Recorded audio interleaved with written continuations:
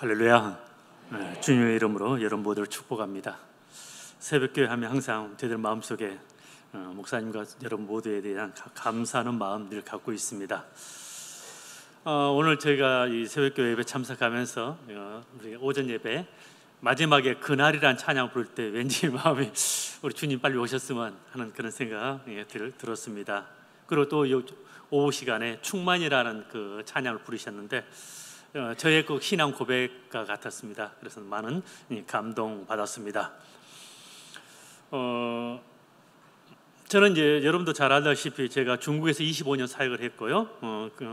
본의 아니게 제가 중국을 떠나게 되었고, 또 하나님께서 저를 또 새로운 지역 폴란드라는 거 한 번도 생각해 보지 않았어요. 폴란드 가서 사역할 거 꿈에도 생각해 보지 않았었습니다.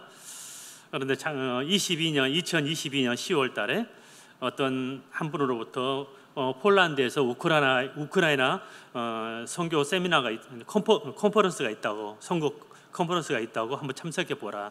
그러면 그걸 통해서 또한 이렇게 유럽 지역에 중국인 사회가 얼마나 필요한지를 한번 보라고 그래서 제가 참석하게 됐습니다.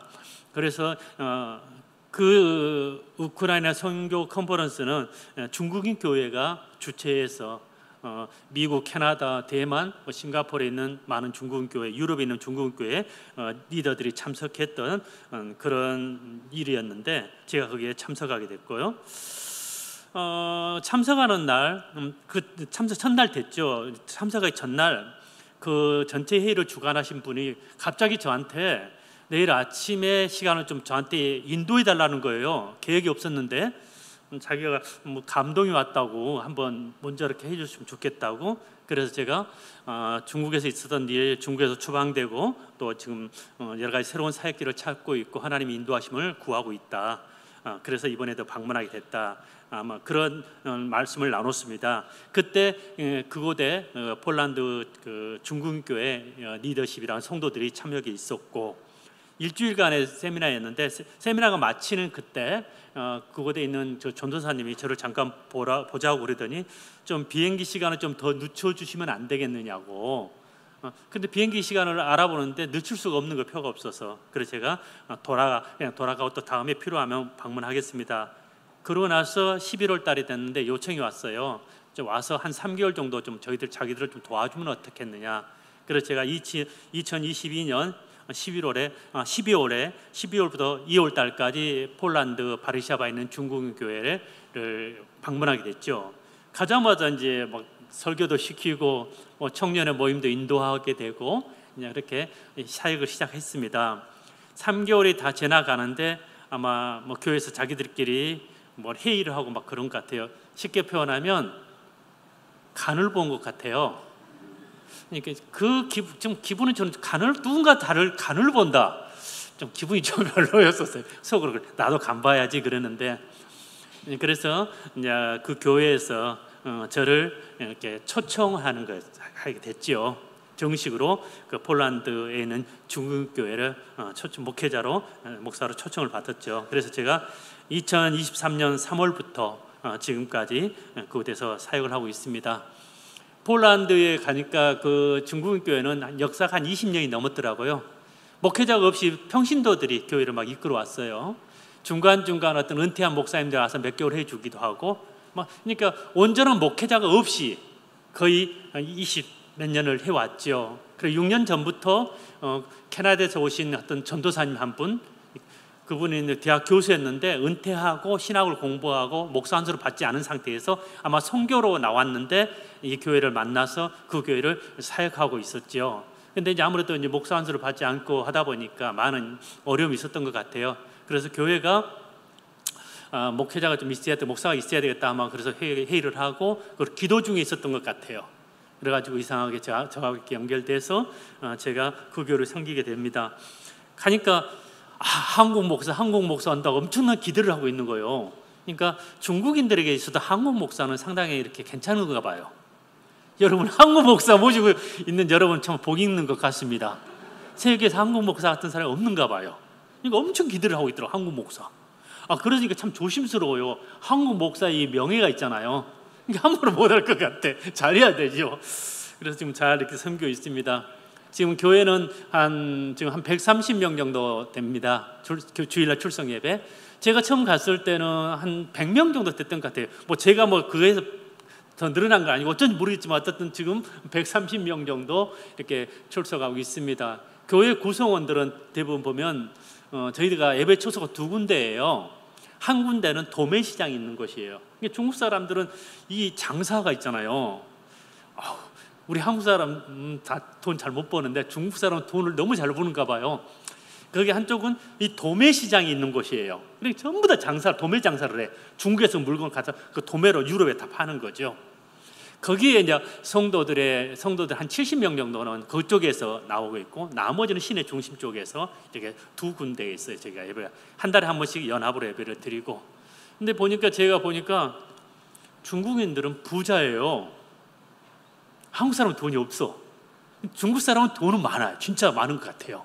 뭐 차나 뭐 집 보면 그런데 헌금은 잘 안 하는 것 같더라고요. 좀 그 부분은 조금 더 인색한 것 같아요. 그래도 우리 한국 분들이 그래도 전 세계적으로 그래도 한국 교회 하면 기도 열심히 하는 교회, 그래도 헌금하고 헌신하는 것, 한국 교회만큼 되는 교회는 없는 것 같아요.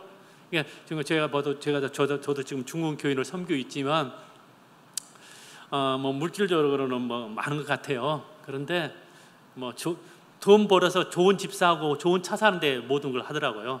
집도 몇 채씩 가지고 있고 거기 관심을 갖는데 좀 이렇게 교회 헌금하는 데는 좀 약한 것 같아요. 우리 한국 교회가 많이 다른 것 같아요. 그래서 어떻게 이제 나중에 어떻게 변화될지는 모르겠지만 제가 그런 교회를 지금 섬기고 있어요. 감사한 것은 뭐냐면은 폴란드에는 딱 한 개의 교회가 있어요. 중국 교회. 폴란드에 중국인은 약 10,000명 정도 있다고 그래요. 다른 유럽에 비해서 아주 작은 숫자예요. 다른데 예를 들어 독일 같은 데는 뭐 수십만 명 이상도 될 거예요. 이탈리아 같은 데는 100만 명도 넘을 거예요. 그리고 생각지 않게 유럽에 중국 교회가 많아요. 근데 목회자 없는 교회가 많아요. 독일에도 60개 교회가 있는데 23개 교회만 목회자가 있어요. 나머지 교회는 목회자가 없어요. 여러분, 목회자 있는 교회 복이 있는 줄 믿으시기 바랍니다. 목회자 없는 교회 많아요. 그래도 문제는 뭐냐면 중국 많은 교회들이 분열이 많아요. 좀 마음 안 들면 분열되고 그런 일들이 많이 있어요. 어쨌든 그런데 감사한 것은 제가 폴란드를 갔더니 우리는 교회 하나죠. 그리고 유학생이 많아요. 유학생. 폴란드에 유명한 게 쇼팽. 제가 발음이 좀 안 좋아요. 쇼팽 알죠? 음악을 하시는 분들은 거기 유명한 음악학교가 있어요. 그리고 음악 전공하러 중국에서 많이 와요. 저는 그거 처음으로 알았어요. 피아노도 박사 코스가 있대요. 지금 우리 교회에 지금 왔는데 자매 둘이 박사 코스를 하고 있더라고, 피아노를. 그래서 중국인 유학생들이 그 외에도 많이 와요. 그러니까 지금 몇천 명의 중국인 유학생이 있어요, 바르샤바에. 그러니까 이번에 가면 또 신입생들이 오거든요. 그러면 저희들 중국에서 온 신입생 환영회를 해요. 전도 목적이죠. 그래서 초청해서 음식도 준비하고 해서 폴란드도 소개하고 중국인 식당도 소개해주고 막 이렇게 하면서 이제 또 전도하는 프로그램이 조금 가자마자 진행해야 될 것 같아요. 그래서 감사하게 잘 저희들 적응하고 있고 열심히 사역하고 있어요. 그리고 계속해서 감사한 것은 전도의 문이 열려 있다는 것에 너무나 감사해요. 그런 새로운 사람들 오면 우리가 이렇게 초청하면 와요. 저희 집에서는 우리 사모님 저기 있지만 참 고생이 많아요. 밥을 해야 되니까. 우리 집에 초청해서 일주일에 한 2팀도 매주 이렇게 몇 개월씩 하기도 하거든요. 그래서 이제 음식도 먹이고 또 먹고 나서 말씀도 나누고 해서 이제 복음 전해서. 그래서 작년에 한 팀이 지나가서 7명이 저희 집 와서 밥 먹고 했던 사람들 7명이 세례를 받았어요. 할렐루야. 또 이번에도 한 팀 끝냈어요. 이번 가을에 또 한 상당히 10명 정도 되지 않겠나 싶어요. 세례를 받을 사람들이. 그래서 계속해서 영혼들이 돌아오고 있다는 데서 희망을 갖습니다. 할렐루야. 그리고 제가 중국을 갈 수 없지만 그 유학생들은 또 유학을 마치면 또 중국에 돌아가잖아요. 그러면 그들이 또 가서 복음을 전할 수 있어서 너무나 감사하고 계속해서 이렇게 사역할 수 있는 영혼들이 돌아오는 일이 있어서 저는 너무나 감사합니다. 제가 간단하게 이렇게 사역에 대한 내용을 마쳤고요. 오늘은 제가 혼자가 아닌 나 이 말씀을 좀 여러분에게 나누고 싶습니다. 얼마 전에 예배 시간이 있는데요. 제가 우리 형제자매들 얼굴을 하나하나 바라보게 됐었어요. 근데 그날따라 내 마음 가운데 왠지 안쓰러운 생각이 들어요. 좀 안쓰러워. 여러분 한 사람 한 사람 보는데 안쓰러운 생각이 들어. 얼마나 힘들까? 혹시 절망 가운데 살아가지는 않은가? 내 속에서 그 불쌍하게 여기는 그런 마음이 막 들어요. 저도 인생의 고난을 겪고 있고 그 고난의 힘듦을 아는 사람이기 때문에 이 고난을 겪고 있는 우리 형제자매들의 그 마음이 느껴지는 거예요. 저희 교회는 목회자와 저와 전도사님과 6명의 집사들이 교회를 운영해 나가는 거죠. 집사님들이 어쩌면 새벽교회 같은 장로님 같은 분들이잖아요. 교인들이 선출해서 집사를 했으니까. 그래 그분들을 바라보는 거죠. 그분들은 오래전에 폴란드 와서 정착을 하고 경제적으로 문제가 없어요. 다 집도 몇 채씩 있고 차도 뭐 여러분이 타지 못한 차 못 타고 있을 거예요. 볼보 못 타죠. 타요? 막 다 그런 이상 막 그 이상급으로만 타고 다녀. 근데 한 사람 한 사람 제가 바라볼 때 다 아픔이 있어요. 어떤 집사님은 자녀 하나가 장애가 있어. 그러니까 평생 그 마음의 부담이 있잖아요. 또 우리 한 집사는 우리 중학생인데 공황장애가 가지고 학교를 못 가. 집에 있어. 또 한 집사님 아들은 멀쩡한데 게임만 하고 가끔 학교도 안 가. 한 집사는 사업을 하잖아요. 그러니까 어느 날 갑자기 세무들을 닥쳐가지고 막 세무 해놓고 그러면 문제 참으면 문제 걸리잖아요. 걸렸어. 그래서 몇 년 후에 판결을 받았는데 추방 가든지 아니면 전자발찌를 끼고 1년 동안 견뎌야 되는지 선택을 해서 전자발찌 끼고 있어. 또 한 가정은 일반 성도로 말하는 게 아니에요. 딸이 하나 있는데 딸이 남자처럼 하고 다녀. 얼마나 부모가 힘들겠어요. 그러니까 예를 들어서 제가 그랬는데 모든 사람 생각 다 이렇게 아픔이 있는 거야. 보니까 모든 사람이. 우리 청년들은 어떤 청년은 41살인데 아직 장가를 못 갔어.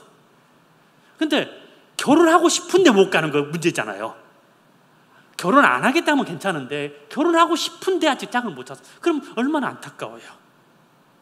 또 우리 청년 집사 하나는 박사학위야. 수학. 나는 수학을 그렇게 잘하는 사람 처음 봤어요. 그런데 자기도 불안한 거야. 불안증이 있어. 이게. 그러니까 한 사람 한 사람 보면 다른 아픔이 있고 힘듦이 있단 말이에요. 그러면서 제 마음 가운데 좀 위로를 해주고 희망을 주고 싶은 마음이 들었어요. 우리 예수 믿는 사람은 좀 저는 행복했으면 좋겠어요. 나를 포함해서. 아멘? 아유, 십자가 지고 맨날 울면서 살아. 아니, 그러지 마세요. 나는 여러분들이 행복했으면 좋겠어요. 예수님도 마태복음 9장에 보니까 주께서 무리를 보시고 그들을 가엾게 여기시니 이는 그들이 목자 없는 양과 같이 지치고 흩어졌습니다. 예수님 눈에 비친 그 당시에 그 많은 무리들을 보니까 목자 없는 양같이 지쳐있고 그런 힘들어하는 모습을 예수님 보고 예수님 그들을 보면 마음의 치근함을 느끼신 거예요. 사랑하는 성도 여러분, 우리들은 그리스도 안에서 하나님의 자녀고 하나님의 백성입니다. 성경은 분명히 말합니다. 하나님은 우리가 분명히 말합니다. 나는 너희를 떠나지 않겠다. 너희를 버리지 않겠다. 나는 너희를 돕겠다라고 분명히 말합니다. 그런데 오늘날 우리들은 뭡니까? 하나님의 없는 자처럼, 목자 없는 양처럼 하나님의 은혜와 도움을 누리지 못하고 살아가는 수많은 그리스도인들이 얼마나 많아요. 하나님은 살아계시는데, 그분은 전능한데 우리는 그 살아계심을 경험해보지도 못하고, 그분은 은혜가 많으신데 우리는 그 은혜를 누리지 못하고, 그분의 능력은 무한하신데 우리는 그 능력을 경험하지 못하고 살아가는 우리의 모습을 전 그런 그리스도를 너무 많이 보고 있는 것 같아요. 우리 하나님은 우리에게 무엇이 있어야 될 줄 아시는 분이십니다.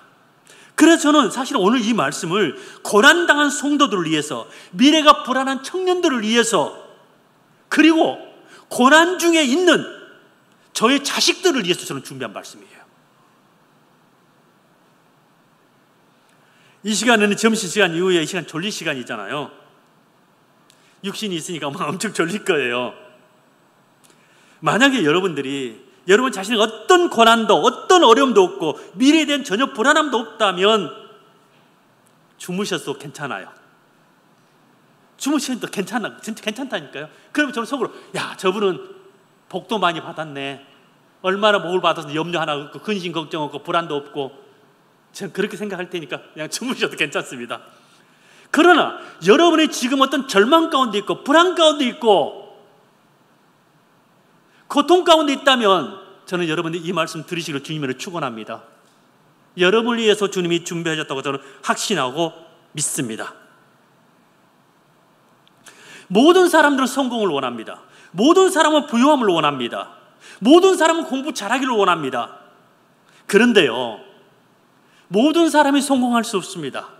성공하는 사람이 있고 실패한 사람이 있습니다. 부유한 사람이 있으면 가난한 사람이 있어요. 공부 잘하는 사람이 공부 못하는 사람이 있어요. 누군가 돈을 많이 벌면 돈을 적게 버는 사람이 있어요. 능력 있는 사람도 있고 능력 없는 사람도 있고 부유한 사람도 있고 가난한 사람도 있고. 근데요, 저는 너무나 감사한 것은 우리 하나님께서는 우리가 성취한 것, 우리가 소유한 것을 우리를 판단하지 않으신다는 우리 하나님. 할렐루야. 하나님은 우리 존재 자체를 중요시 여기는 것 같아요. 우리가 무엇을 소유하고 우리가 무엇을 얻었고 이게 아니라 그 자체로 우리를 중요시 여기는 것 같아서 좋아요. 우리 인간은 환경과 상황에 매우 큰 영향을 받는 존재입니다. 좋은 환경, 좋은 상황에 처하면 기쁘고 즐겁고 행복하게 생각합니다. 그러다 보니까 하루에도 몇 번씩 아침에는 행복하는 저녁에는 불행해질 수도 있고 왔다 갔다 하는 거죠. 세상은 우리 마음대로 생각대로 되어지지 않는 경우가 너무나 많습니다. 제 자신의 삶도 내 마음대로 되어진 게 하나도 없는 것 같아요. 내 뜻대로 되어진 게 없는 것 같아요. 여러분, 저는 지금 폴란드에서 사역하고 있잖아요. 거기에는 수많은 난민들이 있잖아요. 저는 우리 중국 사람들 이야기도 들어요. 어떤 사람이 중국에 우크라이나에 가서 사업을 했던 사람들이 막 있어요. 그런데 전쟁 나니까 저는 두 사람의 이야기를 들었어요. 한 사람은 집을 3층을 지었더라고. 우크라이나에다 집을. 근데 전쟁 나니까 다 버리고 왔어. 생각해 보세요. 하루아침에 그 3층 집을 짓기 위해서 얼마나 많은 시간과 수고와 돈을 투자했겠어요. 한 사람은 우크라이나 큰 도시에다가 큰 식당을 열어서 돈을 엄청나게 투자, 중국인 식당을 크게 열었어. 그게 전쟁 나니까 다 놓고 그냥 왔어. 하루아침에. 그리고 우크라이나 많은 난민들, 그들의 땅이 있었고 그들의 집이 있었고 직장이 있었고 하루아침에 누가 전쟁 날 줄 어떻게 알았겠어요? 하루아침에 쉽게 말하면 거지가 돼버렸잖아요. 아무것도 없어, 집도 절도 없는 사람이 돼버렸잖아요. 이 세상은 그런 곳이에요. 목사님도 아까 잠깐 오전 설교에 이 세상은 요지경, 누구 생각나네? 세상은 요지경 여러분 알아요? 여러분 그렇게 해서 들어본 그 노래 안 들어봤나 보다. 들어봤어요? 세상은 요지경인 거예요.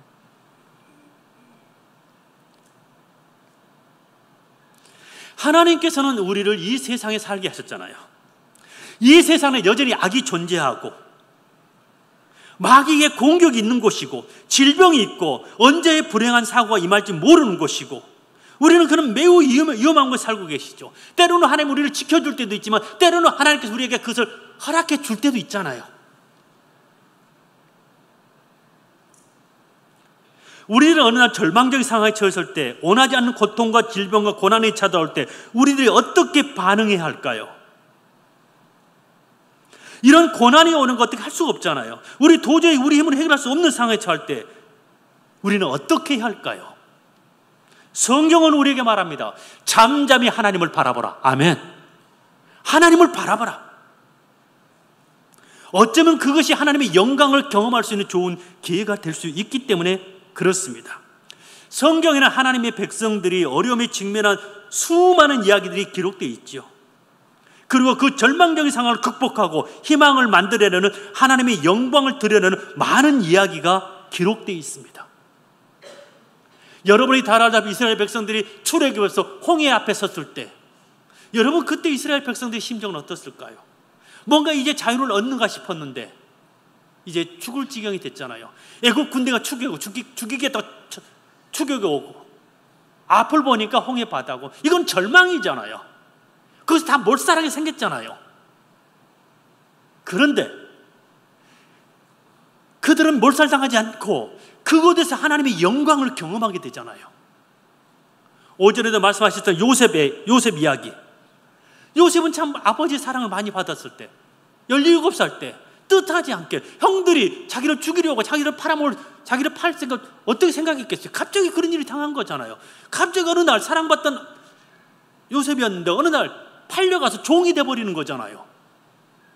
그래서 보디발 집에서 좀 인정받아서 좀 하는가 싶었는데 보디발 아내가 또 이상한 짓을 해가지고 또 감옥에 가기도 하고, 억울하고 얼마나 힘들었겠어요.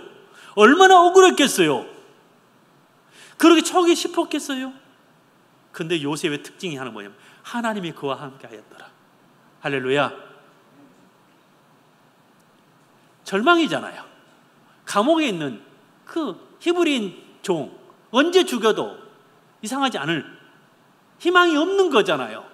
근데 하나님이 개입하니까 희망이 보이잖아요. 놀라운 일을 이루게 되잖아요. 욥은 어때요? 욥은 정말 믿음이 좋은 사람이었어요. 신실한 사람이었어요. 의인이었다고 성경은 말하고 있어요. 하루아침에 자식이 다 죽었어요. 재산이 다 날아갔어요. 몸에 병 들었어요. 하나 있는 마누라 구박했어요. 남들은 그랬을까? 정말 불행한 사람, 저주받은 사람, 운도 더럽게 없네, 아마 그랬지 않겠어요? 그런데요, 그 욥도 거기서 멸망하지 않고 하나님의 영광을 보게 되잖아요. 할렐루야. 제가 이 설교를 하면서요, 욥의 그 동물들을 돈으로 계산해 봤어요. 여러분 계산해 봤어요? 소 한 마리 얼마, 양 한 마리 얼마, 염소, 타조가 아니라 낙타. 제가요, 중국 바이두에 나오면 소 한 마리 가격이 얼마 나오거든요. 그랬더니 몇백억 재산이 들어오고. 여러분 생각, 몇백억이 하루아침에 없어져 버린 거예요. 절망이잖아요. 근데 욥은 무너지지 않고 하나님의 영광을 경험하게 되잖아요. 또 하나는 뭡니까? 아람 군대가 이스라엘을 쳐들어왔을 때 사마리아 성에 갇혀 있는 거예요. 지금 나가면 죽어요. 근데 오래 갇혀 있다 보니 먹을 것이 없는 거예요. 그 중에 어떤 사람은 자식을 잡아먹는 일까지 일어났어요. 소망이 없는 거잖아요. 다 죽게 돼 있잖아요. 굶어 죽게. 그런데 거기서 안 죽고 하나님의 영광을 보게 된다니까요. 왜 그런 일이 일어나는가? 하나님이 계시기 때문에 그렇습니다. 할렐루야. 그들에게는 하나님이 있는 겁니다. 할렐루야. 하나님. 분명히 하나님이 없다면 그건 다 절망이고 다 멸망이고 다 끝나는 거예요. 근데 하나님이 그들에게 있다는 거죠. 하나님이 있음으로 소망이 되는 겁니다.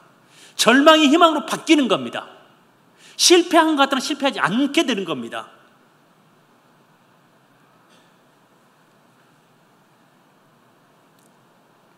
저는요, 이스라엘 백성들이 경험했던 그 하나님의 영광, 이제는 우리가 경험할 차례라고 저는 믿습니다. 아멘?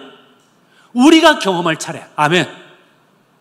왜냐하면 우리 하나님은 어제나 오늘이나 동일하신 하나님이에요. 그분의 능력은, 하나님이 옛날보다 지금 좀 늙어가지고 능력이 사라지는 게 아니라 그분은 변함이 없는 분이잖아요. 그분의 능력은 변함이 없는 거거든요. 그분의 약속도 변함이 없는 거잖아요.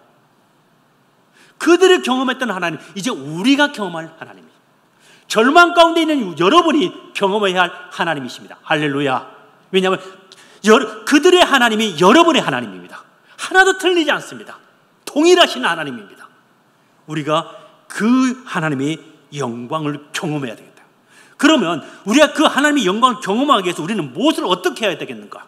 첫째, 여호수아 1장 1절 5절에 보면 내 평생에 내 앞에 설 자가 아무도 없으리라. 내가 모세와 함께 했던 것과 같이 내가 너와 함께 하리니 내가 너를 단념하지 아니하고 너를 버리지 아니하라. 함께 하겠다고 말합니다. 특별히 신약시대 우리 성도들은 하나님이 우리와 함께 계십니다. 할렐루야. 아멘입니까? 주일학생들도 압니다. 예수님 어디 있지? 내 안에. 아멘. 자, 보세요. 그러면 성경의 진리는 하나님이 우리와 함께 한다는 거거든요. 중요한 건 뭐냐면은 하나님의 임재를 의식하라는 겁니다. 하나님의 임재를 의식하라. 오늘날 많은 그리스도인의 문제 중에 하나가 뭐냐면은 하나님의 임재를 의식하지 않는 거예요. 그래서 죄를 범하는 거예요. 하나님의 임재를 의식하면 절대로 죄를 범하지 할 수 없어요. 절대로 낙담할 수 없어요. 절대로 절망할 수 없어요. 하나님이 나와 함께 하시는 그분이 누구예요? 전능하신 하나님. 여러분, 제가 여러분과 항상 함께 있으면 여러분 범죄할 수 있어요? 선교사님 계시는 어떻게?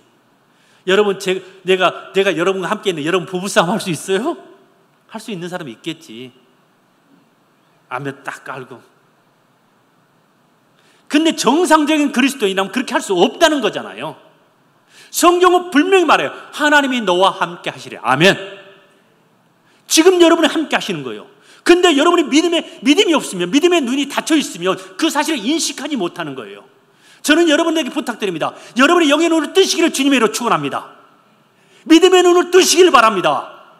그러면은 주님이 나와 함께 하시면 보입니다. 눈으로 보인다는 게 아니라 인식됩니다. 아멘. 믿어집니다. 할렐루야. 그분이 함께 있다는 거.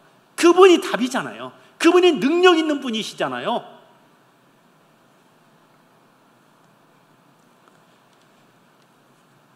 시편 기자는 이런 표현을 씁니다.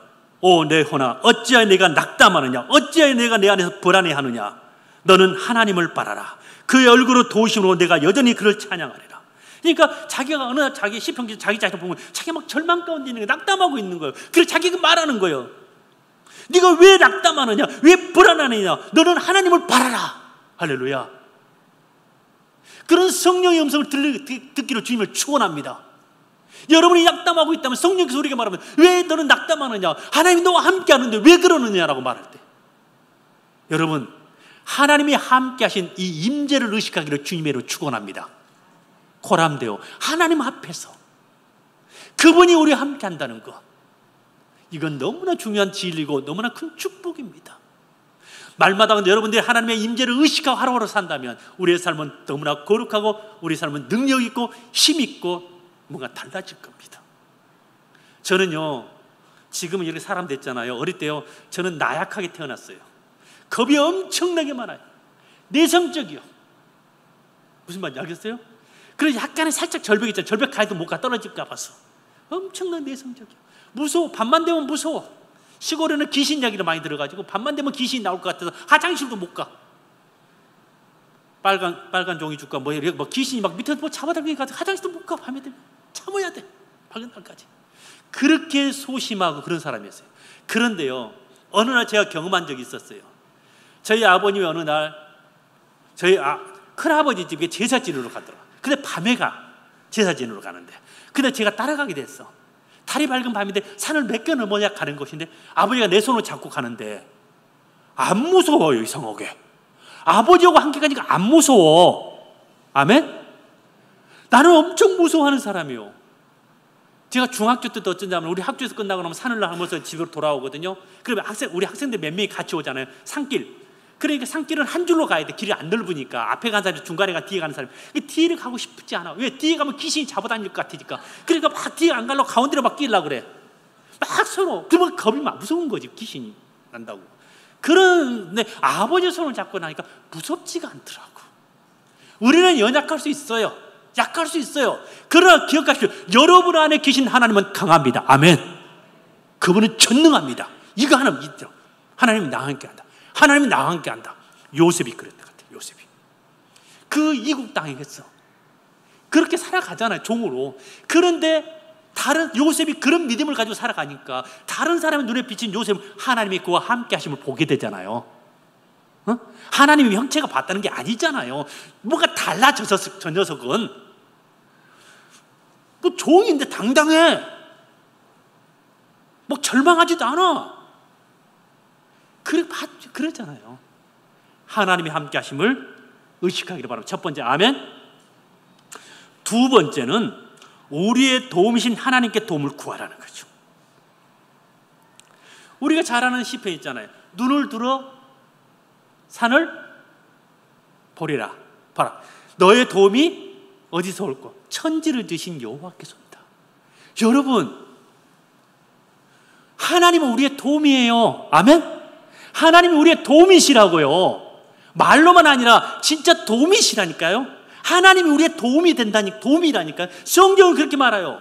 하나님은 의지하라. 하나님은 너의 도움이시라고 말해요. 우리의 돕는 자이시라고 성경 분명히 말하고 있어요. 하나님은 거짓말 안 해요. 우리가 안 믿기 때문에 그렇지. 그래서 우리는 많은 사람은 그러냐, 어떤 어려움 당하면 뭐 사람을 찾고 막 도움을 구하고 다니잖아요. 하지 말아요. 우리가 도움을 구할 것은 하나님이에요. 아멘. 어려움 당할 때 우리는 하나님을 찾아가서 그분이 우리의 도움되게 그분께 도움을 구하시기를 주님의 이름으로 축원합니다. 아멘. 지금 우리가 절망 가운데 있어, 고난 가운데 있어, 문제가 많이 있어요. 어떻게 해요? 그 하나님을 찾아가요. 하나님 앞에 찾아가서 그분이 우리의 도움이니까 그분에게 우리의 도움을 구해야 된다니까요. 아멘. 그분은 우리의 도움이시다. 그리고 하나님 우리를 돕기를 원하시는 분이셔요. 또 문제는 중요한 것은 그분이 우리를 도와주기를 원하셔. 그리고 그분은 하나님은 우리에게 도움을 구하라고 또 말씀하셔요. 사랑하는 성도 여러분, 여러분 어떤 어려운 일 당할 때 사람 찾지 마시고 하나님 앞에 나가서 하나님께 도움을 구하시기를 주님의 축원합니다. 하나님이 여러분의 도움입니다. 사람이 도움이 아니라 하나님이 여러분의 도움이 되십니다. 아멘. 하나님이 여러분의 도움이 되셔요. 자, 보세요. 하나님이 여러분을 돕기로 작정하셨어요. 세 번째, 빌립보서 4장 6절 7절 여러분 잘 아는 아무도 염려하지 말고 다만 모든 일에 기도와 간구로 너희의 구할 것을 감사한 하나님께 아뢰라. 그래야만 모든 지각을 초월하신 하나님의 평강이 그리스도 예수 안에서 너희의 마음과 생각을 지키시리라. 우리의 문제를 하나님께 맡기는 거죠. 참 맡긴다. 참 쉽지 않죠? 여러분 맡겨져요? 저는 솔직히 그래요. 맡긴다 하는데 안 맡겨지는 것 같아. 또 염려하고 있는 내 모습을 발견해. 정말 우리가 이 맡기는 걸 제대로 배워야 돼요. 하나님께 쫙 맡기는 이 훈련을 해야 돼. 근데 우리는 맡겨놓고 다시 가져오고 맡겨놓고 가져오고. 제가 언젠가 여러분한테 그런 이야기를 한 적이 있잖아요. 참 오래전 얘기예요. 그걸 깨닫게 됐어요. 어떤 사람이 아침에 새벽기도 나오는데 가방을 하나 가지고 오더라고요. 큰 가방을. 근데 그 가방 가져오는데 너무나 힘들게 와. 무거운 짐을 지고 오더라고요. 근데 하나님 앞에 기도하는데 그 가방에서 막 자식 문제, 남편 문제 하나씩 꺼내서 기도하더라고요. 근데 그 하나씩 꺼내서 이렇게 하나님 앞에 놓고 할 때마다 그 사람이 가벼워지는 걸 느꼈어요. 제가 보니까 가벼워져. 그리고 다 꺼내나니까 완전히 가벼워지고 자유하더라고. 근데 문제는 뭐 기도 끝나고 나니까 다시 주워 담고 다시 메고 가. 제가 볼 때 느낀 거는 잠깐 내려놨을 때 그 사람이 참 편안하고 자유롭더라고. 근데 기도 끝나자마자 다시 무거운 짐을 다시 지고 교회 밖을 새벽기도 나가더라는 모습이. 우리의 모습 아니에요? 우리의 모습 아니냐고. 저도 아직 완전히 못 배웠어요. 저도 막 이렇게 막 염려를 좀 맡긴다 하는데 아직도 잘 안 돼. 근데 이유를 알았어요. 결과까지도 하나님께 맡겨야 되는데 결과는 내 뜻대로 하려고 하는 게 있어요. 결과까지도 맡겨버려야 되거든요, 하나님께. 근데 우리는 결과는 내 뜻대로 되기를 원하는 게 너무 강해서 잘 안 되는 것 같아요. 여러분, 하나님은요, 하나님의 뜻은 여러분이 무거운 짐을 지는 거 하나님 원하지 않아요. 할렐루야. 하나님은 그 짐을 나한테 주라 그러는 거예요. 저는 어릴 때 경험이 있어요. 이 무거운 짐에 대한 경험이 있어요. 저는 농촌에 자랐어요. 어느 날 초등학교였던 것 같아요. 저희 어머님이 어디 비료를 저한테 짊어주면서, 어머니는 한 가마니에 짊어지고 저는 한 반 푸대 정도 되는 것 같아요. 비료를 나한테 짊어져. 초등학생인데 와, 처음에는 맸는데 별로 괜찮았어요. 근데 한 100m나 200m 너무너무 힘든 거예요, 여기가. 무거우니까 어린 나이에. 그래서 막 소리를 써. 나 안 갈 거야, 나 버릴 거야, 나 내려놓을 거야 막 하고 막 때를 쓰고 막 화를 내고 막 그랬어. 너무 힘드니까 어깨가. 지금도 저는 매는 거 별로 안 좋아해요. 뭐 무거운 거 저는 이 자체를 싫어해요. 근데 엄마가 먼저 딱 갖다 주고 와가지고 내 짐을 이리 주라. 그래 딱 엄마 보니까 이거 시원해. 너무너무 시원해. 너무너무 좋더라고. 이렇게 가볍고 안 아프고. 여러분, 우리에게는 많은 짐이 있잖아요. 자녀 문제도 있고 저도 그렇고 마찬가지고. 우리 짐을 하나님께 맡기는 것을 배워야 될 것 같아요. 아멘. 이게 잘 안 되는데 이게 하나님의 뜻이거든요. 하나님이 그렇게 막 네 짐이니까 네가 알아서 하라. 네가 책임져라. 그러지 않는다는 거죠. 우리는 그래 내 짐은 내가 책임져야지. 아니 그럴 필요는 없어요. 하나님 앞에. 예수 믿는 사람은 무거운 짐을 하나님께 맡겨야 되는 게 그게 믿음인 거예요. 아멘. 그게 좋은 신앙인 거예요. 에이, 그래 우리가 이제 내가 져야지. 내 부담 내가 져야지. 그건 하나님이 안 기뻐해. 여러분 생각해 보세요. 여러분 자식이 무거운 짐을 지고 맨날 인상 쓰고 있고 뭐 죽거니 살게 되면 여러분 부모 입장에서 기분 좋아요? 아니잖아요. 부모 입장에서는 항상 지금도 그래. 지금도 다 큰 자식도 어떤 무거운 짐 내가 든다고 그래. 자식한테 내가 들게. 항상 저는 그런 게 좀 있어. 우리 하나님께서 그 마음인 거예요. 여러분의 짐을 하나님께 맡기기 바랍니다. 하나님이 책임지겠대요. 할렐루야. 아멘. 그 맡기는 훈련. 그 다음에는 맡겼으면 네 번째는 하나님의 때를 인내하고 기다려야 돼요. 하나님의 때. 참 우리의 때와 하나님의 때의 차이가 많은 것 같아요. 우리는 좀 당장 뭐 했으면 좋겠는데 성경은 전도서 3장도 그렇고 모든 것 때가 있다는 거예요. 하나님의 때. 정말 그 때를 기다리는 게 힘들 때가 있죠. 근데 성경에는 보면 많이 기다려요. 아브라함도 자식에 대한 약속을 받고 30년이라는 시간을 기다리잖아요. 요셉은 13년을 기다렸잖아요. 13년 총리니까요. 모세는 광야에서 40년을 기다렸고 이스라엘 백성은 애굽에서 430년을 기다렸고 바벨론에서 70년을 기다렸고 하나님의 때를 기다리는 거죠. 맡겼으면 이제 하나님의 그날을 기다리는 거. 소망 가운데 기다리는 거. 자, 다섯 번째는 그런 기다림 속에서 어떻게 해야 될까? 어떤 상황 속에서도 자족하기를 배우라. 빌립보서 4장 11절 13절 우리가 잘 아는 내용이죠. 내가 궁핍함으로 말하는 것이 아니니 이는 내가 어떤 처지에서도 스스로 만족하는 것을 배웠기 때문이라. 비천의 철도 풍물 이런 얘기 있잖아요. 사도 바울은 자족을 배운 사람이에요. 여러분, 오늘날 우리 한국 교회 안에 전 세계 그리스도인들이 이 자족에 대해서 잘 안 배우려고 하잖아요. 자족은 미덕이 아닌 것처럼 말하고 있잖아요. 근데 성경은 우리에게 자족을 배우라는 거예요. 지금 있는 것에 만족하는 것. 저는 지금 자족을 배우려고 매우 애쓰고 노력하고 있습니다. 저는 매일 기도할 때 하나님이 주신 것, 지금 나에게 허락한 지금 상태에 저는 감사합니다. 기뻐합니다. 만족하려고 기도합니다. 그리고 하물며 내가 지금 처한 처지, 상황도 감사합니다. 만족합니다. 자족을 배우기는 어려워요. 근데 우리는 배워야 해요. 자족을 반드시 배워야 돼요. 그래야 우리는 참된 행복을 누릴 수가 있어요. 어쩌면 여러분들은 지금 부족하다고 느끼는 경우가 많을 거예요. 뭔가 부족하다고. 그리고 뭔가 좀 더 있어야 행복할 것 같은, 뭔가를 소유하고 성취해야만 행복할 것 같은 그런 생각이 들 때가 많아요.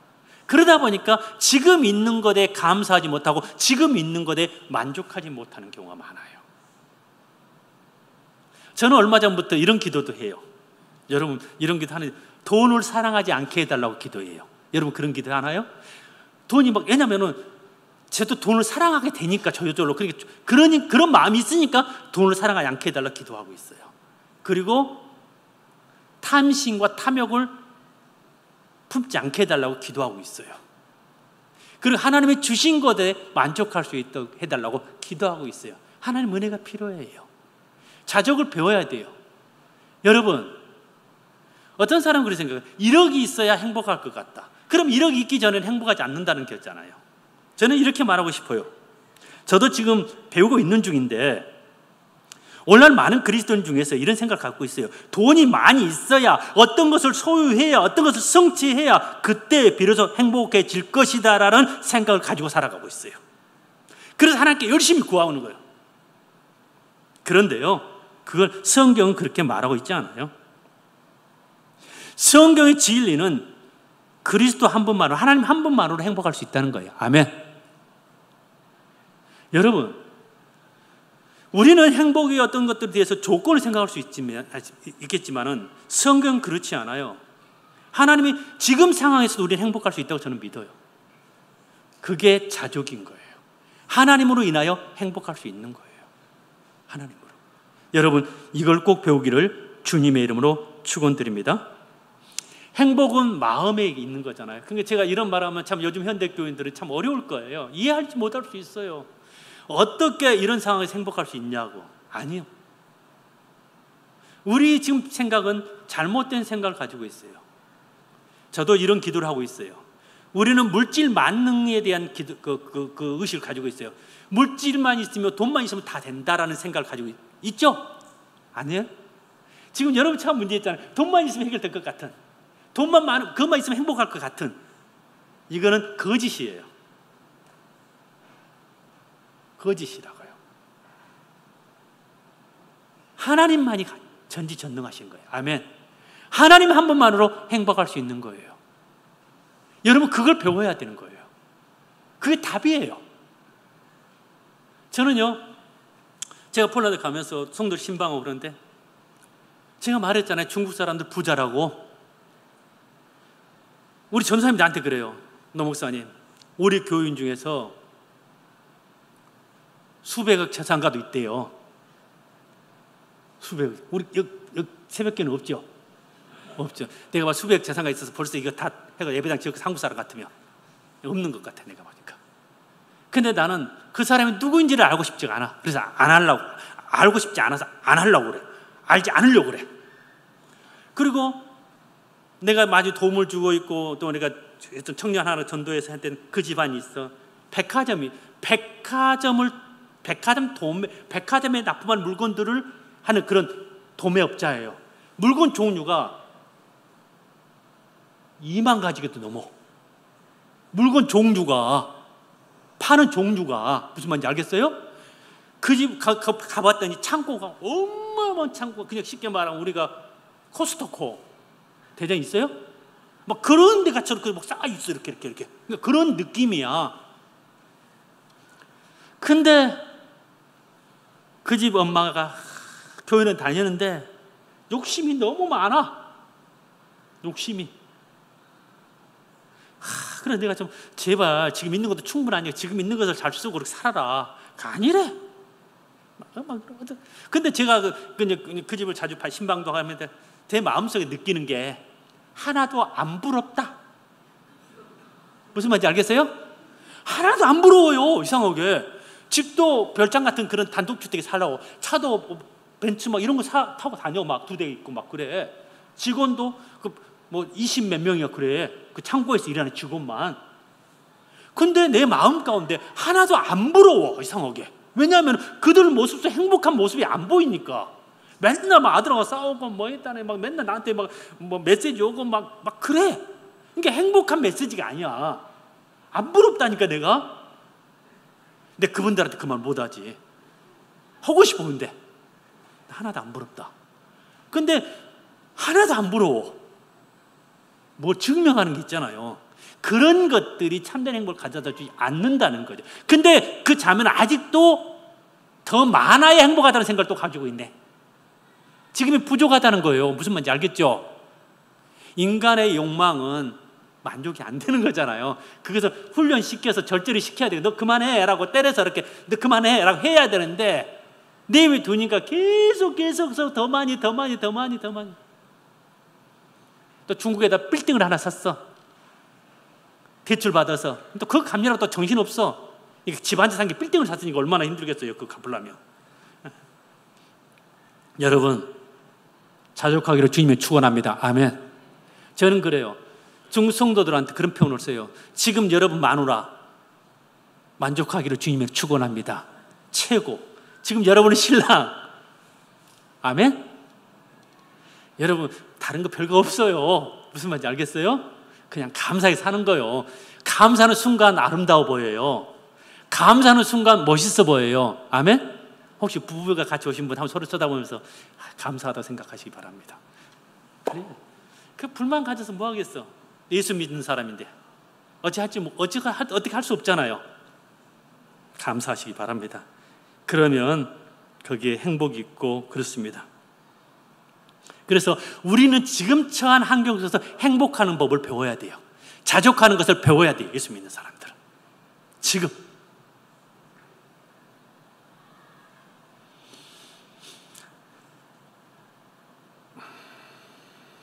그래서 우리 젊은 친구들, 특별히 우리 여러분 모두는 행복할 자격이 있고 행복할 수 있는 조건을 이미 가지고 있어요. 하나님이 계시기 때문에. 여섯 번째는 오늘 목사님도 말씀하셨지만 모든 것을 협력하여 선을 이루시는 하나님을 신뢰하고 늘 좋은 것을 주시는 하나님을 신뢰하라. 제가 이 로마서 8장 이 말씀을요, 제가 6개월 전에 제대로 깨달았어요. 이 말씀을. 저는요, 저에게 많은 고난이 있어요. 자녀들로 인한 고난이에요. 우리 자녀들이 중국에서 어려움을 당해서 그런지 모르지만 우리 자녀들 3명이 다 공황장애가 왔어요. 여러분 그 아픔을 모를 거예요. 그것도 순차적으로. 차라리 한 번에 왔다 한 번에 가면 좋은데 얘가 좀 괜찮으면 또 다른 애가 또 생기고 또 괜찮으면 또 다른 애가 생기고. 지금도 우리 큰애 둘째가 지금도 공황장애 있어요. 우리 막내는 군대에서 그런 문제 발생해서 2번이나 군대 가가지고 호흡이 막 실려가고 해서 그거 해결하는데 7년이나 세월이 걸렸을 거. 우리 둘째 같은 것도 우리 해외 선교사 자녀들을 관리하는 케어하는 그런 역할을 했었어요. 선교사 자녀들을. 근데 공황장애가 와버린 거예요. 전철을 못하는 거예요. 버스를 못하는 거예요. 그리고 어떻게 출근할 수가 없잖아요. 그래서 간뒀어요. 우리 큰애는 좀 멀쩡해가지고 폴란드를 갔잖아요. 한국 교회를 좀 전도사 역할을 하며 도와주려고. 근데 거기서 또 공황장애가 와버린 거예요. 그럼 뭐다? 여러분 보세요. 이게 이런 상황이. 여러분 제가 경험해 보니까 가장 고통스러운 자녀들하고요. 여러분 그죠? 자녀 문제가 우리 자신을 가장 힘들게 하잖아요. 여러분 안 그러나요? 나는 그래. 이상하게 남들은 오해를 막 목회가 힘들고 사역이 힘들고. 아니, 그건 안 힘들어. 자녀 문제가 더 힘들어. 여러분요, 회사 일이 더 힘들어요? 자식 문제가 더 힘들어요? 한번 대답 한번 해봐요. 나는 자식 문제가 더 힘들더라고. 솔직히 설교 준비보다도 자식 문제가 더 힘들어 나를. 이런 상황이었는데요, 저는 이걸 몇 년 동안 하면서 그냥 성경 하나님을 원망하면 안 된다는 걸 알기 때문에 하나님을 원망하지는 않았어요. 견디는 거야 혼자. 그래, 견뎌야지. 주님 빨리 오셨으면 좋겠다. 주님 빨리 오셨으면 좋겠다. 견디는 거야. 계속 견디는 거야. 그건 한 6개월 전부터, 6개월 전쯤에서 로마서 8장 이 말씀을 목사님 오늘 말씀하셨지만 이 말씀 내가 은혜를 받아서 깨닫게 되었어요. 모든 걸 협력하여 선을 이루신다. 하나님을 사랑하는 사람들, 하나님 뜻에 부르심을 입은 자들. 중국어 성경은 어떻게 했냐면 선을 이룬다는 말을 하나님께서 하나님을 사랑하는 사람들, 하나님의 부르심을 받는 사람들 유익되게 한다라고 중국어 성경도 그렇게 되어 있어요. 번역이 중국어 성경에는. 그러니까 이런 모든 것들이 결국은 하나님을 사랑하는 사람들, 하나님의 부르심을 받는 게 유익되게 하나님 허락하신 환경이다라는 거예요. 아멘. 우리는 그것이 유익같이 느껴지지 않아. 너무 힘들어. 근데 하나님의 관점에서 볼 때는 그게 유익되게 하기 위해서 그렇게 했다는 거예요.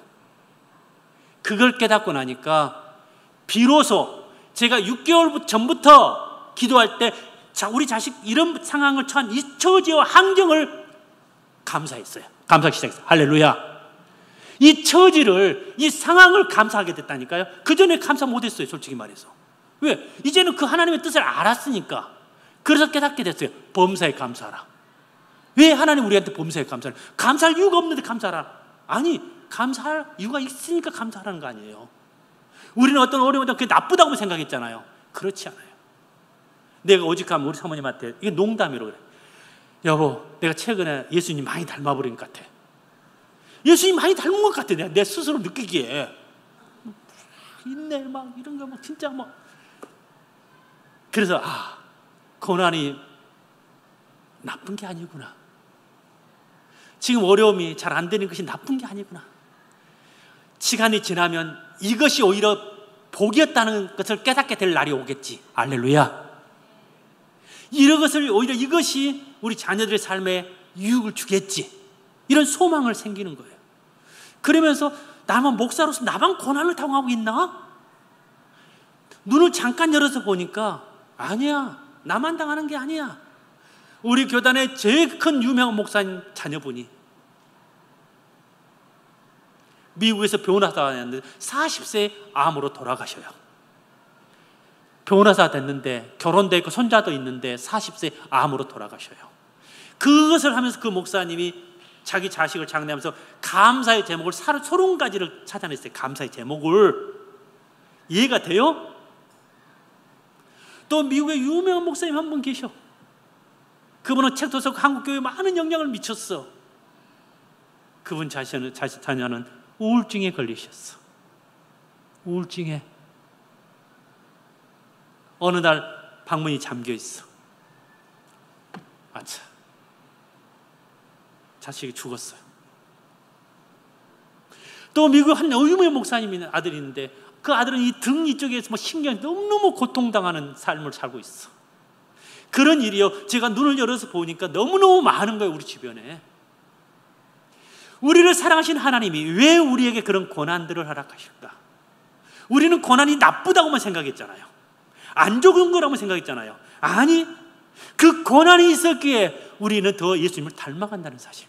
제가 얼마 전에 깨달은 게 있어요. 제가 깨달은 거예요. 여러분 동의하지 않을 수도 있어요. 우리 하나님의 관심은 우리가 부자 되고 성공하고 막 이런 것, 하나님의 관심은 이런 데 있는 것이 아니다라고 저는 깨달았어. 여러분 좀 서운할지 모르겠어요. 우리를 하나님의 관심은 우리가 부자 되고 성공하는 데 관심이 있는 게 아니에요. 하나님의 관심은 우리가 예수님을 닮아가는 데 관심이 있는 거예요. 아멘. 오늘 목사님 말씀하셨잖아요. 이 소유 없어지는 거잖아요. 존재만 남는 거잖아요. 아멘. 예수 닮은 우리 존재만 하나님 앞에서. 할렐루야. 우리는 이 존재가 아닌 그냥 잠깐 있다 없어지고 그러면 우리는 막 추구하고 막 그것이 있어야 된다 하잖아요. 근데 하나님은 관심이 별로 없는 것 같아. 제가 깨달았어요. 하나님이 그게 관심이 있다면 저는 이런 모습이 아니에요. 지금 저는 엄청난 부를 추구해 가져야 될 사람이에요. 하나님이 그런 데 관심 있는 사람이라면. 왜? 나도 그런 기도를 했거든. 근데 하나님이 안 줬잖아요. 근데 깨달아서 왜 안 줄까? 유익이 별로 없는 거니까 안 주는 것 같아. 주면 나를 망가뜨릴까 봐서 안 주시는 것 같았어. 그리고 지금 깨달았어.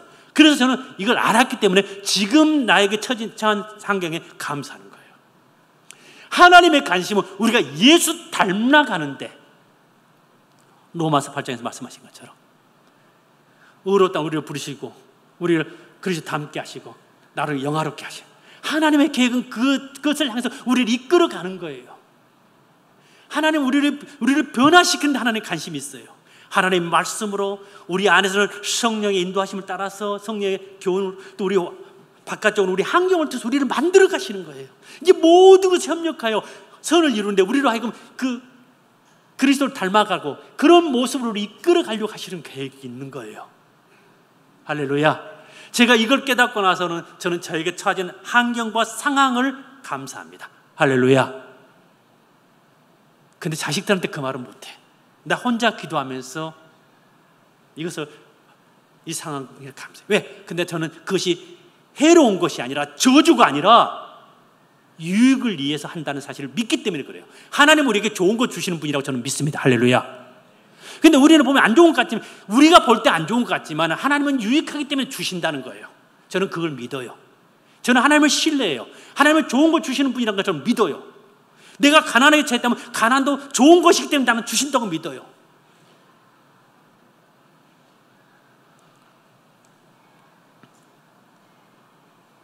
마지막으로 마귀의 거짓을 대적하라. 여러분, 우리는 하루에도 수십 번씩 많은 생각과 마음속에 드는 많은 생각들이 있을 수 있어요. 마귀는 우리들에게 계속해서 마음속에 부정적인 생각, 거짓된 생각을 막 우리 마음에 씨를 뿌리잖아요. 우리는 그런 생각이 들어오면 우리는 그 생각으로 인해서 우리는 힘들어하고 어려워하고 절망에 처하기도 하고 의기소침하기도 하고 낙심하기도 하잖아요. 우리는 분별할 수 있어야 돼요. 이 생각과 이 마음이 어디서 왔는지를 구별할 수 있어야 돼요. 성경은 분명히 말하잖아요. 가룟 유다도 예수를 팔 생각을 마귀가 가룟 유다 마음속에 넣어 주었다라고 말하잖아요. 그러니까 우리는 그 생각을 그냥 받아들이면 안 돼요. 어떤 생각이 오면 우리는 우울해지잖아요. 어떤 생각이 오면 우리는 그냥 절망하게 되잖아요. 어떤 생각이 오면 우리 의기소침하잖아요. 낙심하잖아요. 우리는 그것을 분별할 줄 알고 그것을 대적할 수 있어야 된다는 거죠. 아멘? 그래서 저는 보니까 교회가 말씀 암송 너무 좋은 것 같아요. 그래서 하나님의 말씀으로 그 대신 그런 잘못된 생각들은 거절하고 대적하고 하나님의 말씀으로 우리의 마음에 채우기 시작해야 돼요. 아멘. 그럼 달라요. 마음에 하나님 말씀이 오고 마음에 하나님 말씀이 거하면 달라요. 환경에 영향받지 않아요. 우리 승리할 수 있는 거예요. 하나님의 말씀은, 저는 요즘에 어떤 책을 하나 읽는데 그게 딱 그 말씀이 너무 내 마음에 와닿는 거예요. 하나님의 말씀은 살아있는 하나님의 임재이다. 이해하려면 모르겠네. 저 어려운데. 하나님의 말씀은 지금 하나님의 살아있는 하나님의 임재다. 하나님의 말씀은 거기에 안에는 힘이 있고 역동적이 있잖아요. 역사하는 게 있잖아요. 하나님의 말씀 살아있잖아요. 역사하는 힘이 있잖아요. 하나님의 말씀 그만큼 대단한 거예요. 그래서 우리는 온갖 이런 거짓들 오면 그것을 물리쳐야 돼요. 그리고 하나님 말씀으로 우리 마음을 채길 때 우리는 승리할 수가 있는 거죠. 사랑하는 성도 여러분, 우리는 이 세상에 살면서 많은 고난을 당할 수 있고 성공 못하고 실패한 것 같은 모습을 볼 수도 있습니다. 낙심하고 절망하고 의기소침한 형제 자매들 어깨 펴시기 바랍니다. 그 인생의 한 12가지 법칙이라는 그 사람 갑자기 이름이 생각 안 나는 유명한 책이 하나 있는데, 인생에 대한 무슨 12가지 법칙이라고, 거기 보면 한 그 무슨 갑자기 이름이 생각 안 나가지고 거기 보면 어깨 좀 피랍니다. 중요한 것 중에 하나 어깨 피는 거예요. 젊은이들 어깨 펴요. 쭉 하지 말고 어깨 펴요. 아멘? 어깨 펴요. 아멘? 그리고 좀 여러분 이랬으면 좋겠어요. 아침마다 거울 보면서, 제가 중국 성도들에게 이렇게 가르치거든요. 거울 보면서 나는 하나님의 자녀다. 당당했으면 좋겠어. 나는 하나님과 함께 있다. 아멘? 아무것도 아닌 것 같지만 우리의 정체성이잖아요. 우리는 이러잖아요. 내가 어떤 걸 소유하고 내가 성취하고 이것이 우리의 정체성으로 생각하는데, 우리의 정체성은 하나님의 자녀예요. 아멘. 하나님의 자녀예요. 이게 우리의 정체성이에요. 그래서 그 정체성을 가지고 우리가 어떤 상황 속에서도 당당히 맞서는 저와 여러분 되기를 주님을 축원합니다. 아멘.